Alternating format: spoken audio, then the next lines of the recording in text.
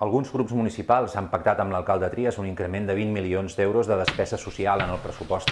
Estem convençuts que és una quantitat del tot insuficient, que queda molt lluny de donar resposta a les necessitats reals de la ciutadania. Iniciativa Verds Esquerra Unida, en els últims plenaris hem presentat i defensat una proposta de pla de rescat social i de pla de lluita contra l'atur, valorats en 200 milions d'euros. És una xifra perfectament assumible per a un ajuntament que ha fet també 200 milions d'euros de superàvit en els últims 3 anys. Són 70 milions per inversió social i educativa, 80 milions de despesa en aquestes mateixes àrees i 50 milions per lluitar contra l'atur i donar suport a l'economia cooperativa i solidària a la ciutat.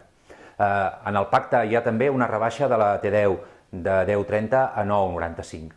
Fa només 4 anys, el 2011, la T10 estava a 8,25. Quedarà a 9,95, per tant, més d'un 20% més cara i entremig hem transitat els temps més durs de la crisi, quan s'han incrementat més les necessitats socials de la gent. Queda, per tant, pendent tenir un transport públic a preus populars i assequibles. Iniciativa Verds Esquerra Unida seguirem presentant propostes de rescat social, de rescat de la ciutadania.